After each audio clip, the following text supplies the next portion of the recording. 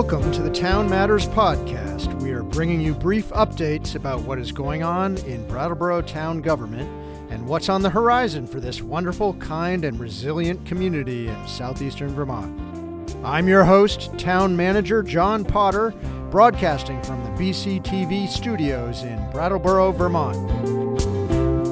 Today we're going to look back at the October 3rd Brattleboro Select Board meeting, and we'll review the agenda for the upcoming meeting on October 17th. The board met on October 3rd, and here's what happened. 10 items were approved on the consent agenda. The board awarded a $107,250 bid for Living Memorial Park Generational Improvements Design. They renewed liquor licenses and/or tobacco licenses for Chain Jeezy, Echo, New England House, and Viking Farms. Also on consent, they approved a contract for an engineering agreement to do lead service line assessments across town. They approved the purchase of 5 rectangular rapid flashing beacons, the beacons that indicate pedestrian crossings, for $26,900. They accepted a grant and appropriated $12,412 for a 2023 Justice Assistance Grant. They ratified a bid award for $3.199 per gallon for 2024 heating fuel, and they also approved a parade permit for White Cane Awareness Day.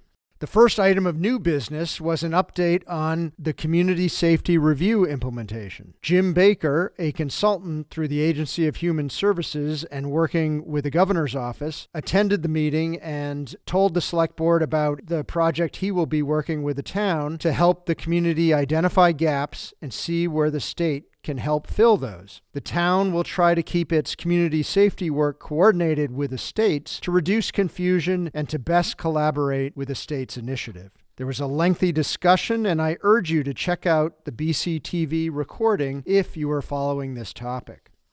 Next on the agenda, Communications Coordinator Seth Thomas gave the board a presentation on the new town website. He discussed the changeover to the .gov domain, the update to staff email addresses associated with that. He described the work that was done with focus groups to build the new town website and address its content. And he also described the alert features, the accessibility, and the analytics that will come along with this new site, which will be released on November 8th.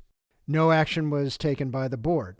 Then Public Works Director Dan Tyler discussed the bids for winter road sand, which the board approved the least cost bid for $17.50 per cubic yard from Zaluzny Excavating. Following that motion, the board discussed Melrose Street. There was a discussion with Planning Director Sue Fillion about discontinuing a part of Melrose Street and altering its layout and establishing a new location for that street. The board agreed to conduct a site visit on November 7th to be convened at 4 p.m. with a public hearing to follow thereafter. These motions were approved by the board 5-0.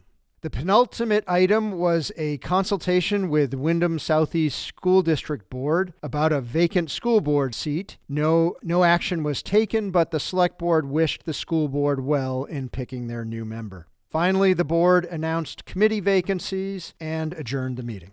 The next select board meeting is on Tuesday, October 17th at 6:15 p.m. at the select board meeting room at 230 Main Street. This agenda will be finalized and warned on Friday, but the draft agenda has 3 items on a consent: authorizing application for a municipal planning grant consortium for a cultural plan, also a contract for water tank engineering services, and also an item to authorize free parking for holidays. On new business, there are 6 items for the October 17th meeting. First off, the Charter Review Commission will be joining the board to discuss the work that commission is doing on revisiting the town's charter. Second item is a quarterly financial report from Finance Director Kim Frost, and that will cover the first quarter of fiscal year 24 from July through September. Next, Assistant Fire Chief Chuck Keir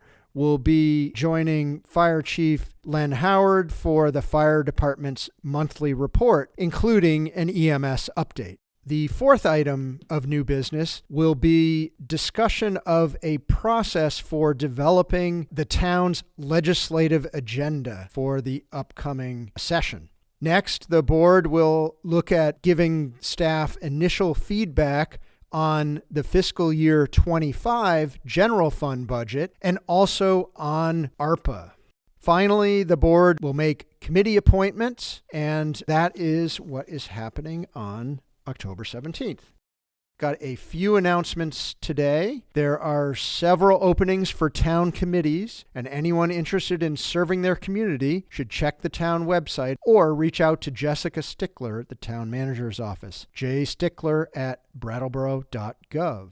The RTM's Human Services Committee is currently accepting applications for nonprofits. If you are with a nonprofit or interested in seeing one of these social services funded, please look into this. There's an info session on October 18th from 4:30 to 6 p.m. in the Select Board meeting room. All applicants are encouraged to attend, and the deadline for submissions is November 8th at 5 p.m. I have an announcement on email. During the week of October 9th, town staff who have been using the email domain @brattleboro.org will have their domain switched to @brattleboro.gov. If members of the public attempt to reach a member of town staff via their .org address, the user will still receive the email, so no worries there. Once this transition is complete, the website will be updated to reflect the new contact information. Please note that this change will not impact the police department or the library.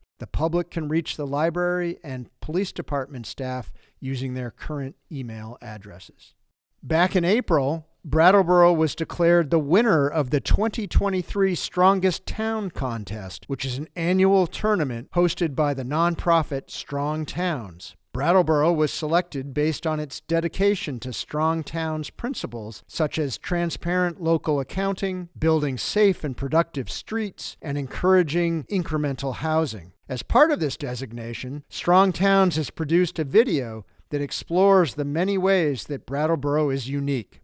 This video was published to YouTube on October 6th. Look for a link to the video on the town's homepage. Well, that wraps up our update for today. This podcast is trying to communicate in a different format about what is going on in town government in Brattleboro. Please let us know at townmatters@brattleboro.org if you have any suggestions on what we could be doing better. Thanks for listening, and we'll see you again soon.